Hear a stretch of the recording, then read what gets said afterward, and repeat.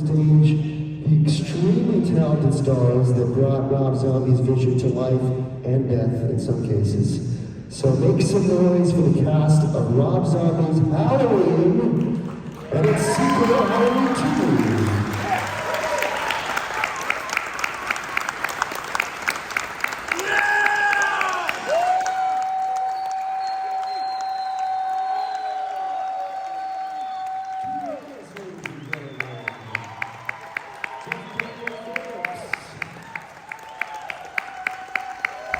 Sylvia Jefferies, Weisman,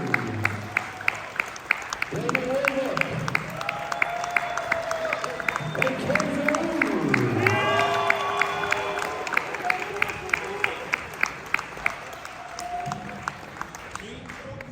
Maybe we get some ball stand. I like the whole pastor analogy earlier. Hey, everybody.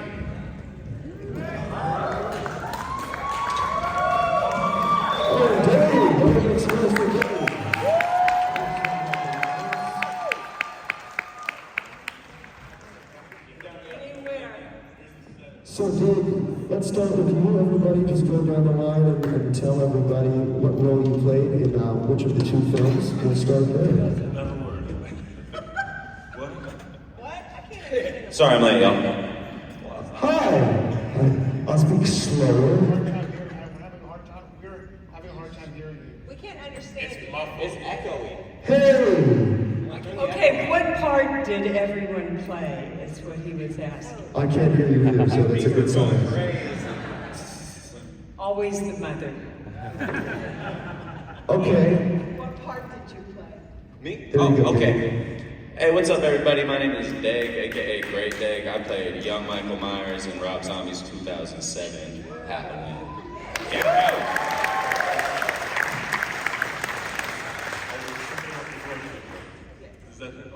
And the wonderful Tyler Wade, everybody.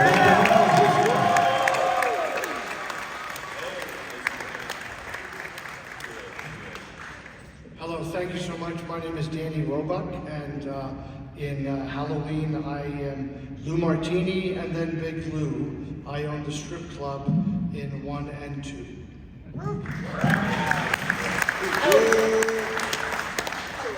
my name is Adam Weisman. I got to play Steve, the boyfriend of Judith in Rob Zombie's Halloween.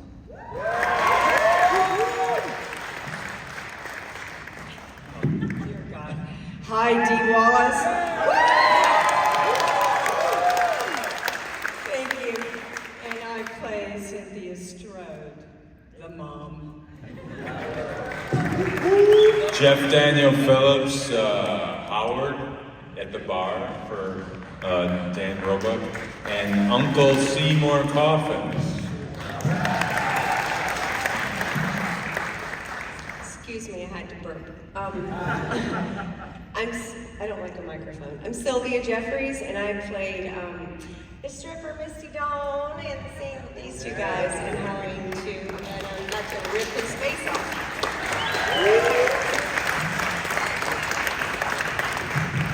My name is Ken Foree. I played Joe Grizzly.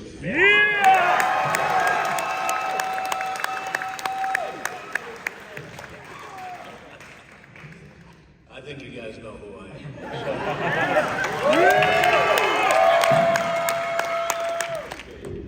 So everybody up on this panel was killed by Michael Myers, obviously, except Daeg and Tyler. That's right, Squirt. So Tyler, let's start with you. How did you become involved with this film, and tell us about the experience when you first learned that you were getting the role of a horror lifetime? This is all I heard. What was the question? If anyone who's working the audio can come up here and turn one of the monitors towards the guests. I'm sorry, guys.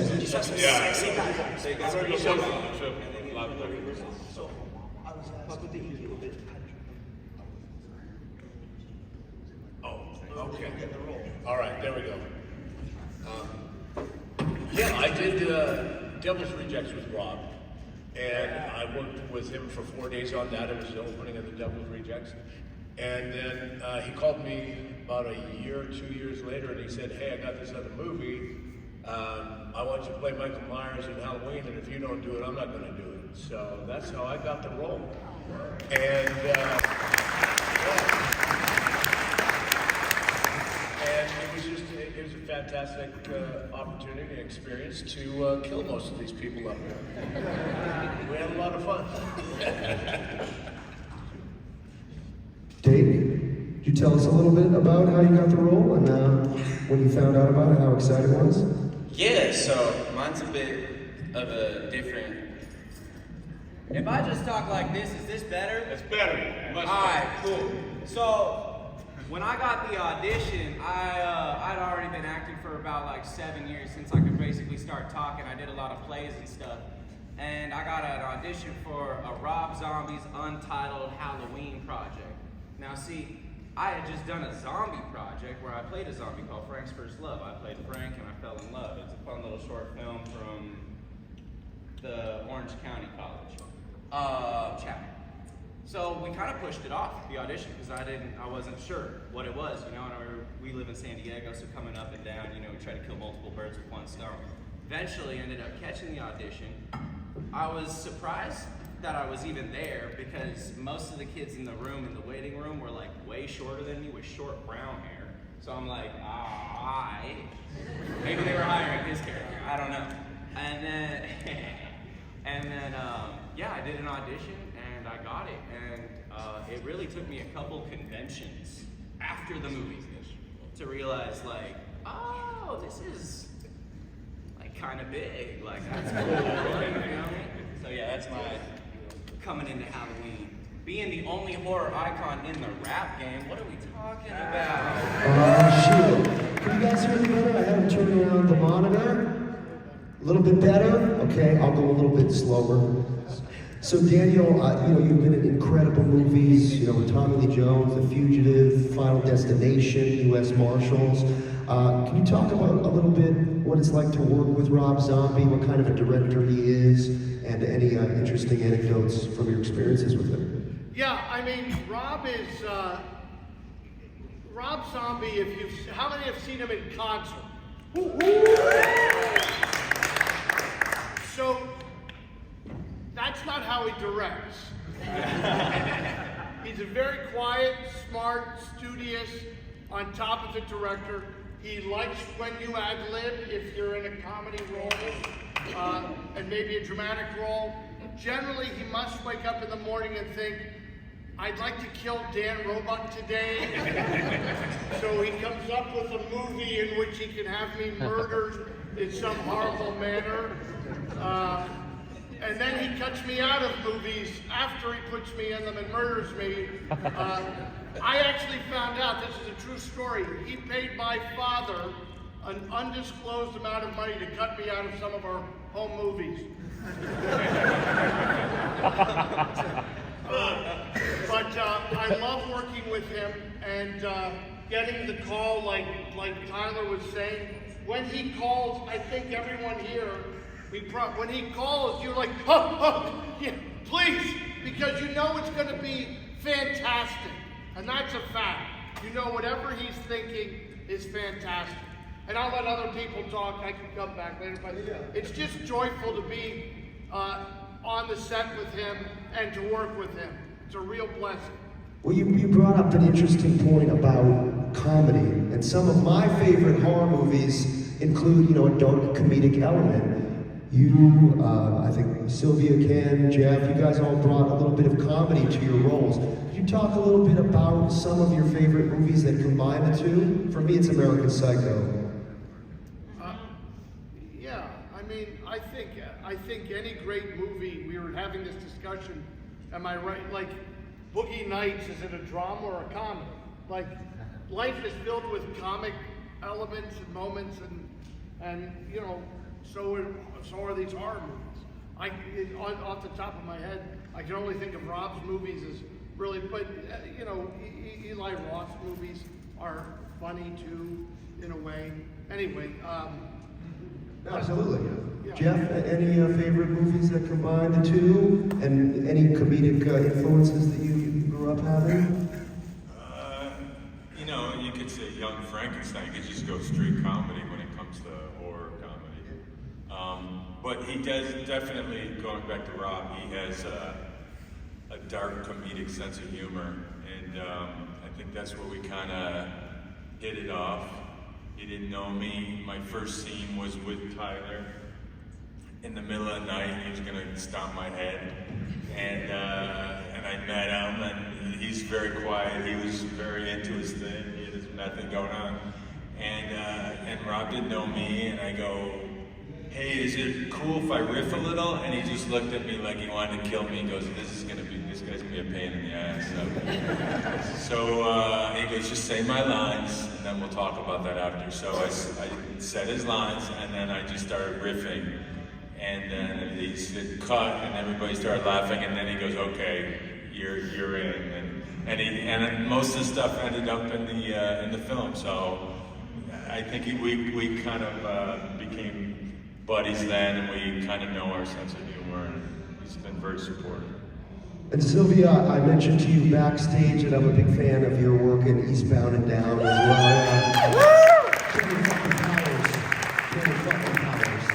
And could you tell us a little bit about your background as an actress and how you came about being involved with Eastbound and Halloween, South Carolina, if I remember correctly from? Yes. Hi.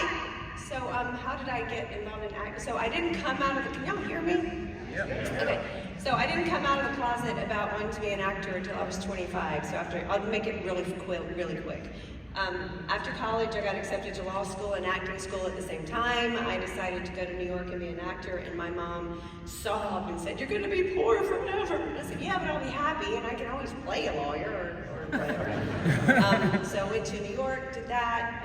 After 9/11, Mom said, "Get your ass home." So I went back home to Charleston, got an agent. Anyway, the Eastbound and Down thing is, I had just had a baby, and my casting director called and said, "You just had a baby, right?" I said, "Yeah." She said, "Are you nursing?" And I said, "Yeah." And she said, "Will you be topless on a jet ski?" And I said, "Will I keep my health insurance?" And she said, "Yes." And I said, "Of course." So I'll tell y'all a funny story really quick if I have a second. So for those of you who've seen Eastbound and Down, there's a scene where he throws me off in the first scene of the show, and we're on a jet ski and he throws me off. What happened was I had just had my baby and I was nursing him, and I'm on the back of the jet ski, and he says, "Are you drinking something?" And I said, "No." He said, "There's something on my back." And I went, "Oh shit, Danny, I'm lactating." And he flips around and he says, "What?" And I said, "God damn it, Kenny, my tits are leaking." So he throws me off the jet ski. So that wasn't written, which was kind of fun. So that was the whole Eastbound and Down thing. And then, so after Eastbound and Down and other things I'd done, I just cut my hair off and dyed it black because I got tired of being the trashy girl. Well, then the casting director again said, "I want you to audition for this RZ project," much like Daeg had done. And I said, "Okay." And he said, "But no, I went to audition for something else." And I walked in and he saw me and he said, "What happened to your hair?" And I said, "I cut it."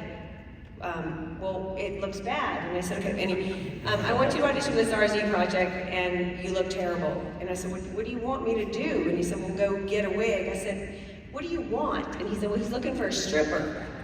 I said, "This RZ person can't find a stripper." "Well, he needs a stripper who can act." Okay, whoever this person is, has he not been to Florida? He said, "Okay, really, what we need is a low rent stripper." Thank you, casting director. I appreciate it. Yes, so I auditioned and got the job, and then when I showed up on set with my short black hair, Rob, the hair guy, took me to meet Rob when he was doing a scene when Danielle was getting killed, and he sees me, and the hair person says, "This is Sylvia, she's playing Misty Dawn." He says, "No, she's not." He says, "Yes, she is." "No, she's not." "Yes, she is." And he's like, "Fuck!" And he threw his headset off because he was not happy, because he thought I was this stripper-like person, and that's how I got into Rob Zombie movies. I've got a lot of respect. I auditioned for that stripper role too, but I didn't get it. Support for you. That's the short version. Ken, obviously one of the most memorable roles from part one is Joe Grizzly. Everybody know We've got Taco Burrito Supreme talking back at you. Can you tell us a little bit about that character and your fight with Tyler, which looked so badass in the bathroom? Okay. I got a call. No, I'm sorry. I got a script, and it said Rob Zombie. And I'm a rhythm and blues guy, so I had no idea. I like music. I like good music wherever it's coming from. Doesn't matter country, classical, whatever it is. It's good. It's good. I like it, whatever it is. And rock. But I'm not if you want to put me somewhere, it's kind of where I grew up in Motown, right? So I get this script. There's Rob Zombie. I look at it. I said, this is something. So my agent calls me. I don't do that. Oh. My agent calls me about a month later. He said, did you read that script? I said, what script are you talking about? He said, the one that says Rob Zombie. It's from Rob Zombie called Devil's Rejects. I said, that's real? He said, yes, read it. They want to know if you're interested. So I read it, and I said, okay, pretty good characters, great writing, great dialogue, funny stuff. So Robert, I got in touch with him. I went down to meet him, spent 20 minutes in his office, talked. He said, okay, it's the deal. So went back, did Devil's Rejects. Calls me again after Rejects, and he says, kid, I got a part for you, but it's not a big part. I said, how big, Rob? He said, well, it's not that big, but I'd really like you to do it. So I looked at him. I said, oh my goodness. And this is in the bathroom, it's the trucker, he's saying, what's he doing here? What's going on? And I saw there was a line there that what we have now is a fat guy to communicate. Yes. Struggle is smart, blind and cool, man, loose. I said, well, I can't resist this. I can say that line. I'm the second person who loves struggle smart, and I think it was top notch for me as an actor and character. And then he gets his Tyler gets his haberdashery from me. Okay? I said, okay. So I called Rob and said, okay, I'll do this. And I'm getting ready, and I understand that Tyler is about 6'10", right down? 6'7", somewhere 6'8", somewhere there. 6'10". 6'7". I'm just a little bit taller. Okay. I said, he's a big guy, right? I said, okay, I'll get ready for this because I'm getting in shape, I'm staying in pretty good shape, but I said, I got to wrestle with this guy, so it's got to be, I want to make it real. And in my boxing around, I pivot and I twist my knee. So I go to the emergency room and they tell me, I said, listen, I've been about 3 weeks, I've got to fight this guy that's about 7 and I need to fix this knee. Well, we can't fix it, Mr. Foree, you're just going to have to rest it. I said, no, you don't understand. I have to fight this guy. It's going to be a hell of a fight in the back. This guy's about 7 foot. I need this knee fixed. Now, no, Mr. Foree, we're telling you, you have to rest it. I said, no, you don't understand. I'm in the emergency room for you to fix it. Do something. Anyway, they call security. They threw me out of the hospital. And so I tried to rest. I taped it up, got on the set. And Rob, we were walking down the set, go between the honey wagon. And he said, Ken, when you walk in, I want you to go to the mirror. I want you to pirouette. And they come back to me and say, ooh, pretty motherfucker. I said, Rob, I can't do that. He said, he looked at me and said, you hurt your knee, didn't you? You hear what I'm saying to you? He said, he didn't take a knee, he looked at me and said, you hurt your knee, didn't you? I said, yeah. He said, well, just do what you can. So, you know, I went in, and one of the famous jokes between Rob and myself is that he says, kid, just go in there, say what you want to say, because I don't know what you're going to say anyway. And it'll work. I said, okay. And so one of the ad-libs that has become as viral as the line and famous line in Dawn of the Dead, when there's, I never said the line, but you don't know, I'm Joe Grizzly bitch, was an ad-lib.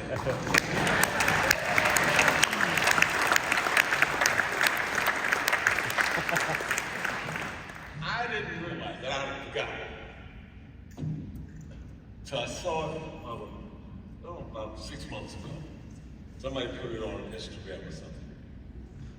The scene and us preparing for the scene, and then Rob watching it on his viewfinder, and then hearing me say, I'm your Grizzly bitch. And he said, where did that come from?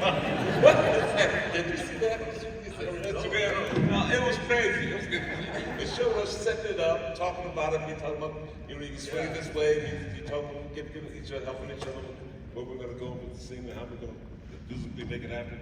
And then we go and we make it happen. And then I said, when I say I'm Joe Grizzly bitch, right behind the viewfinder, go, how did he get that? And I'm looking at Joe and said, oh, well, you know, he said that there. So, so, as someone said, Rob is always someone who gives you, as an actor, he wants his material, he wants his line set, he wants you to get a character on how it's written it. But if you have something that you can offer, something happens, the scene, it's organic, and it works. He loves it like any other audience. So he's a great director in that sense. So I love to work with him. I love working with him. I love to work with him again. I think that's it. I took everybody. I took enough. Yeah, absolutely. Another very memorable line from the film was delivered by Adam up here, who plays Steve. And you say, what do you say? What's the line that people remember you for the most? Babe, let's do it with the mask on. Let's do it with the mask on. Was that an ad-lib? Was that? That was, no. Rob is really creative, and he inspires people to wear their original selves. And so it's just a metaphor, right? You should always have sex with your mask on. It's not. No, I mean, it's just, it's really cool to be part of a scene that incorporates the iconicism of the mask. And so to be able to like have a real reason for why it exists. My character in the original movie is like a 15-second part.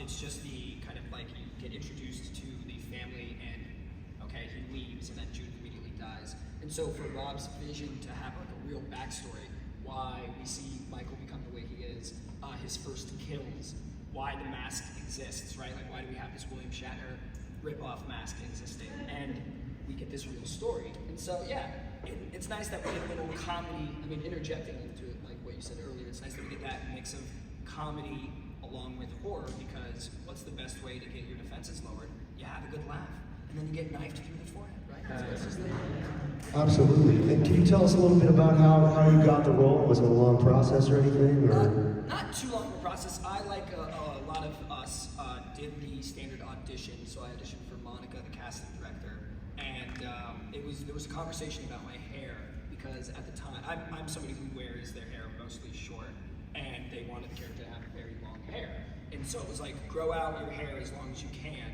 And it just looks really Jew-fro-y. It doesn't really look good. It looks really unattractive. I look kind of like an animal. It's not very fun. And so, I go to the audition, and it's like, that's fucking perfect. That's amazing. And so, just because of the reality of time, I couldn't, like, the hair in the movie is like a 4-year length hair. And it's like, yeah, I wish I had that time. So it's made of real hair, and so it's about like all of us, we had quite the makeup processes. So my makeup process was like a 2.5 hour wig fitting every day, and then I had a beard at the time, but they would individually stick hairs on my beard to exaggerate it, and so that would be like a good 2.5, 3 hours. So I'd be like I can't do the scene. I have a makeup session. Sorry. And so yeah, it was really fun to just really get into the look, and it's so funny. I have all these tattoos that you don't even see that like took a good 30 minutes to put on every day, and it's just because that's Rob's vision. He wants everything to be real. He wants everything to have that reality. And to what Ken said, and what Tyler said, and what Jeff said as well, once that reality was created, that's like our playroom, and so it's just like a big sandbox. We just get to have fun, and that's what we did. We got to play. Sylvia? I would like to talk about Rob Zombie and the hair situation. So, quickly, when I got to do the part, it said in there that I was going to be naked, and I thought, fine, whatever. But no one wants to see my lady bits, huge. So, stupid me thought, I'm gonna shave completely naked, and then it will be a rated X movie, right? I'm so stupid. Or they'll have to give me a stripper skirt. No, Rob likes hair. So I show up, and I'm naked, and in the makeup. Were you in the makeup trailer then? No, with a hair. And so You'd remember. So lots of times they'll have hair, hair on one side of the trailer and makeup in the same trailer, but on the other hair. So I get there, and the makeup gentleman, his name was Daniel No, N-O-E, and he's wonderful. And he said, okay, so Rob likes a full 70s bush. So we have that for you. And so I'm standing there like this, and I'm standing there and I'm naked, right? And Daniel, sweet Daniel, is on his knees and he's sewing. It's called a merkin. Yes, and he's sewing it, he's tucking it, and then his wife FaceTimes and she's like, hi, honey. I'm like, hi, it's fine. I'm not flirting with you. Anyway, so for 2009, the Three from Hell, he asked me, he said, do you still have the bush? And I said, well, if it's good enough for Rob Zombie, it's good enough for me. So that's my hair story. And anyone casting, I now have a full lady garden, because again, if it's good enough for Rob, it's good enough.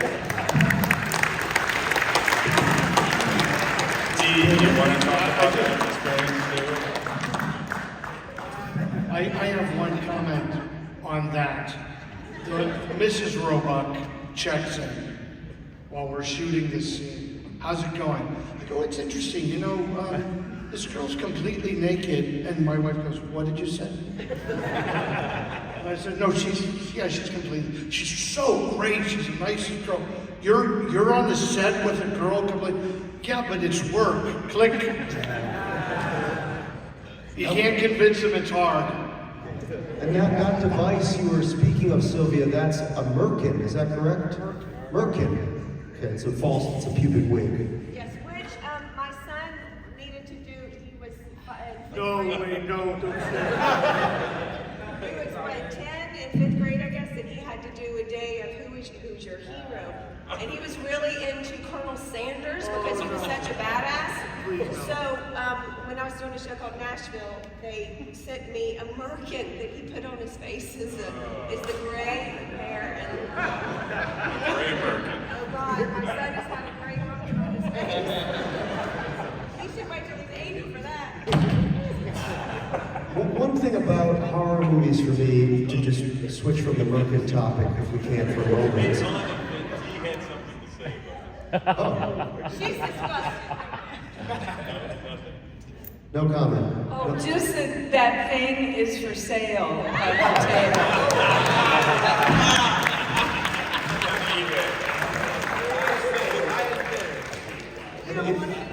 And if you would like a Sylvia Jefferies merkin, they are available at your booth. Is that correct?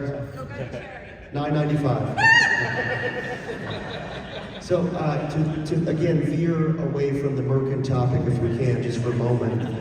For me, horror movies are always more disturbing when you care about the characters, and there's a death of a character that you love and appreciate. And to me, one of the best actors who does that, who has that quality, is the lovely Dee Wallace. Everything from Cujo, E.T., you always care about the character that you're playing because of what you bring to the role, and that can be said very much so for your portrayal of Cynthia Strode. Could you just talk a little bit about how you approach different roles and how you're able to bring that to life? You know, I have a real simple acting method, thanks to my mentor, Charles Conrad. And I studied with Uta Hagen, I've studied with all the best people that teach a typical approach to acting, which is breaking down a script, studying it, where are you going to, where are you coming from, blah, blah, blah. I don't do any of that. Charles, when I found Charles, I found freedom as an actor. And it's just based on getting your energy through the roof high, and then throwing your energy, what he called throwing your energy, which I'm doing to all you right now. Can you feel it? Yeah. So now I'm gonna just talk and pull my energy back. I'm gonna look at you, but the connection's not there.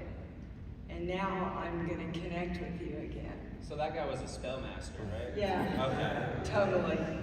I mean, we saw so many miraculous things in class, but that's really how I work. And when you work like that, the character tells you. You don't figure anything out from up here. And it just worked really well with the way Rob works, because he works very in the moment, he works very quickly, my experience with him anyway, and very quickly. And all of that magic that happened between Scout Taylor Compton and myself, most of it was improv. Bugging the bagels was improv. You know, we had 3 cameras, so we could play a lot because we didn't have to worry about matching the shots so much. So, and the other thing that's really raw is that he'll have you come in and you'll film something, and then 3 weeks later, he'll call you back. I know 3 weeks after I shot the scene going down the bookcase, the producers called and said, "We need you back." I said, "But I've already died." They said, "Yes, but Rob wants to kill you better." So we went back with the knife and the table and the glass and all that. And was it true, and I didn't realize it when I first saw the film, that you actually had a cold when you got to the set? Oh God, we were so sick. Both of us. Yeah. Scout and I both were running like 102 fever, you know, but the show must go on. So no wonder we were so loony, right? We were like out of it, but we just had a ball. You guys all did a fantastic job. One more question for me, for Tyler. Your portrayal is incredibly brutal of Michael Myers. You know, everything from the way you stab, the way you move, everything just feels extremely sinister. When you get behind the mask, do you sort of lose yourself in the character, or is it just, you know, you go to work, put on the mask, go to work? Well, my background is in professional wrestling, so I did that for 11.5 years. So the thing that I would do is I'd try to have it look as vicious as it could be, but be in control to take care of these people, because I don't really want to hurt them. Except for Jeff. When no, you were so gentle with me. Well, you know, I had to be, Dee, because you throw those damn books at me so hard. I was like, shit. I was just sitting there dodging books. Dee. But yeah, no, it's all about you have it look as vicious as you can, but stay in control and make it as aggressive as you can. And then as soon as you're done, you check and make sure everybody's okay. You know? Well, you did an awesome job. Thank you.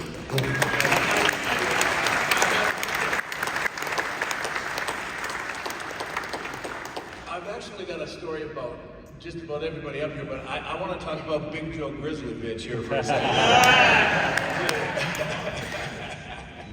You know, I knew he had that hurt knee, and he goes, man, I want to make it look real. I was like, oh shit, here we go. So the very first time, he came exploding out of that bathroom, just like those burritos out of his ass. He hit me, and the floor was like, I don't know whether there was blood or something on the floor, and I slid backwards, and I'm like, oh shit. Rob goes, cut. Can't you control this guy? So I called the props guys, and I said, you got any stickum? Remember, they sprayed it on the bottom of my shoes. And when he came, that's for the second time he opened that, we hit that brick wall, and then I go, here we go. In the mask, I said, here we go, we're going for a ride. And we backed into that toilet, we broke the toilet, we broke the wall, we broke everything. White! Yeah. And Rob's like, whoa, those breakaway toilets are great. And the guy goes, no, that's the real toilet. You're buying a whole new bathroom for this guy. Bob, the thing that really got me, I didn't find out till later. Every time someone came on that set after we shot that, he would have them come over to his viewfinder and they say, look at this. And he would show our scene. Every time someone came to set. So he really loved that scene. And it was real. I mean, So we got. I was gonna say, you know, I grew up a fan. A lot of you know this. I grew up a fan of horror movies, and I remember being in the boy theater and watching Michael Myers in Halloween. You guys, there's nothing as magical and terrifying for me, and maybe the others had the experience. When we finally did the kill, we reshot the kill because we shot it one way in Atlanta, and then we shot it again and made it much more spectacular. No matter what you think, your fantasy, how this could go, when I ran out of the room in Halloween 2 and Tyler was wearing a mask and I didn't know when he was coming out of the room, so he just said, damn! And I turned around and there was maybe 22 feet between us, and he hit me in about 2 steps. 1, 2, and I remember thinking, what the hell? Like it was completely real because the cameras were, I didn't see any camera. All I saw was Michael Myers running at you, slamming. Oh my God. Anyway, we make these jokes, but he was very clear, other than maybe Jeff, did I hurt you? See, to us he said, did I hurt you? To Jeff he said, did I hurt you? See what I did there? It was easy to work with him as a monster because he definitely scared the shit out of me. No doubt he came with it, he brought it, man. Believe it. All right, guys, we have time for a few questions. Just gotta be loud and project. You in the front here? My question is for Tyler. What would you say is your favorite version of the mask? You had quite a few different types. You had the paper mask, the original mask, the half missing mask, and then you went maskless. Yeah. Wow. I like the orange mask, the one that started it all off in the asylum. I made that. No, he didn't. You don't know that though. And I also like the one at the end for the H2 where Malcolm risks the mask when I kill him. So yeah, I just like I love the whole transition from the mask from the beginning to the end, and the various stages through it. Cool. When this is like a 2-part question, when you guys were casted, were you fans of the franchise before that? And did you like look back at those movies?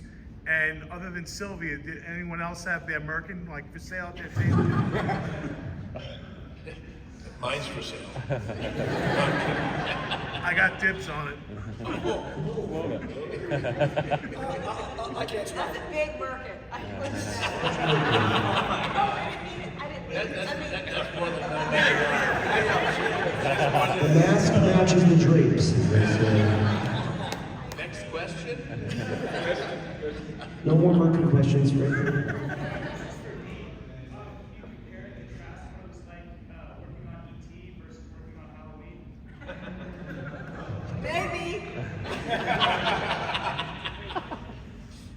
You know, every great director knows what they want, and then they hire really good talent.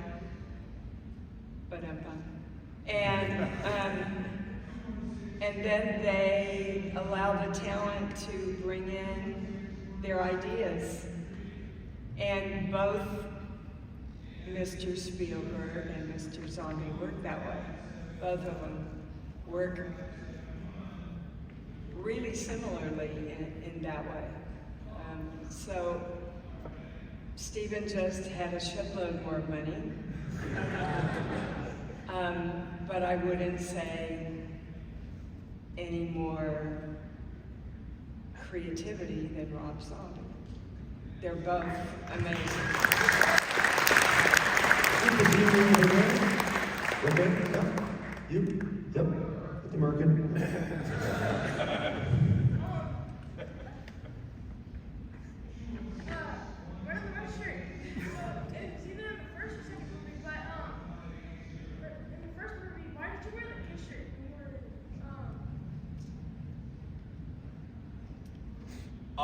Well, for one, Kiss is just a badass band. Yeah!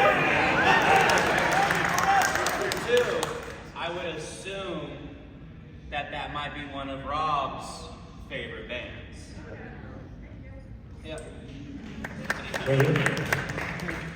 Yeah, I really enjoy your performance as young Michael Myers, and I wanted to know, like, if you could share some directions that Rob gave you, you know, since you were a kid and you had the transformation of becoming Michael Myers. Yeah.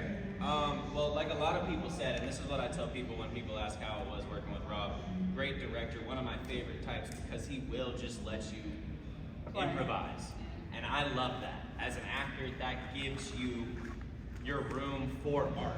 You know what I'm saying? Or else you're just a robot mannequin spitting the lines. Some directors will cut you if you forgot the word Yep. You feel me? I'm sure we've all been there. So working with him, it was just amazing. And like on that note, for example, the Malcolm McDowell and I scene where I'm just bawling, I want to go home. He just pointed the camera at us and said, like, I need some more footage with both of y'all, so do something. You feel me? But other than that, it was really fun. I got bullied most of my life, and I feel like I took a lot of that and flipped it in a way, you know what I'm saying? But I'd also been acting already since I could speak and stuff like that with little plays in church and Shakespeare plays and stuff like that. So it was really just fun. It's also not every day you get paid to kill people and you don't have to live with killing anybody. Now that I'm an adult, I need to do that again because I feel like it will be pretty therapeutic. I feel like you and Tyler's portrayal was very in sync. And did Rob talk to you guys all? Because you definitely move similarly to Tyler in a lot of the scenes. I don't know if that was an accident or, but it looked fantastic. I did know. When I finished filming, I came home and told all my friends. I said, guys, I grow up to be Sabretooth. So I don't know if that has anything to do with the answer, but that was what I knew. I was like, bro, I grow up to be fucking Sabretooth. Great to be with the phone.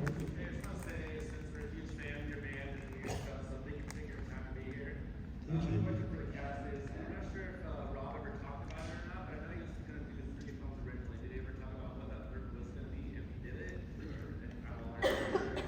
What's that word? 3D? No, the Mercury? Yeah, it was all about those. All about the Mercury. I'm kidding. Mercury 9 to 5, I think, was the working title. Merkin comes from.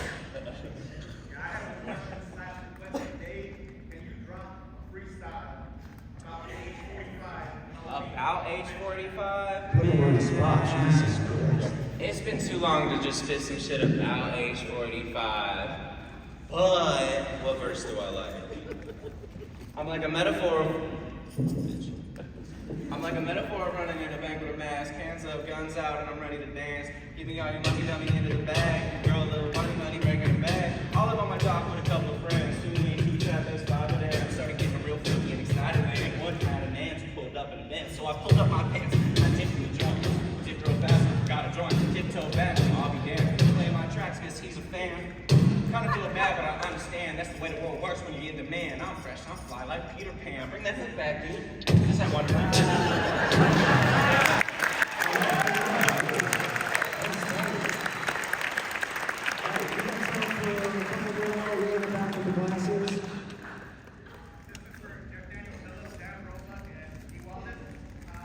Do you prepare differently for a Rob Zombie horror movie as compared to a family-friendly film like The Monsters?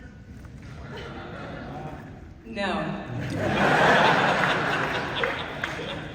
I concur. Indeed. Michael in the front. Hi, this question is kind of for the whole cast. What is the one thing you like or love about the character that you played in the first movie? Murderer. Strip club owner. Bad in bed. Badass mom. An alcoholic horror show host. And I didn't take a lot of time in hair or wardrobe because I'm just naked. Damn.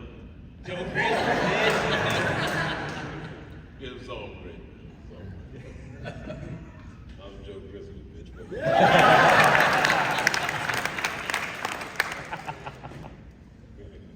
Killer. Jeff, you reminded me that you do play 2 roles in part 2. Is that correct? Could you tell us a little bit about that other role that was musical in nature? I just finished my role, and he said, "Hey, what are you doing next week?" Somebody bailed out. I go, "What am I supposed to do?" He said, "You're going to be in front of a bunch of people telling jokes. You're a horror show host." I go, "Okay.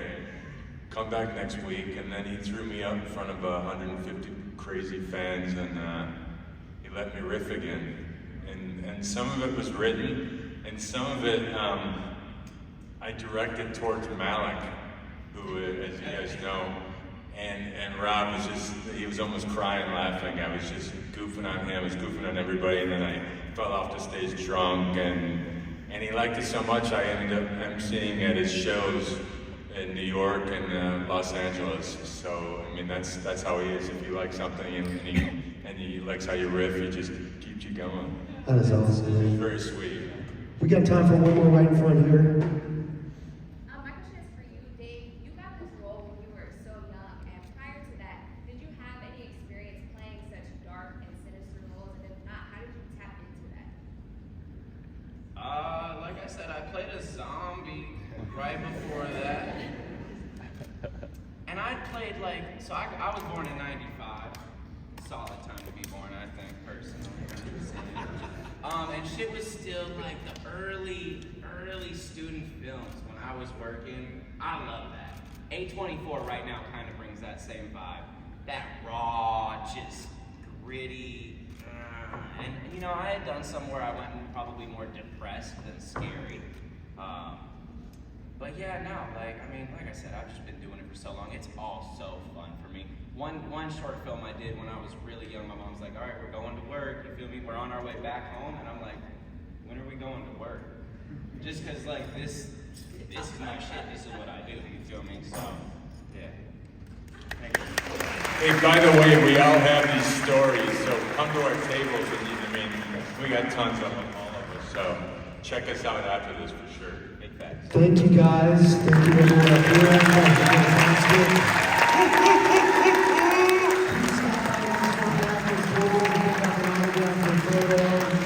Thank you so much, guys. Really appreciate it. Hey, follow me on Instagram, Daeg Official, and stream my music. It's everywhere besides SoundCloud. Thank you.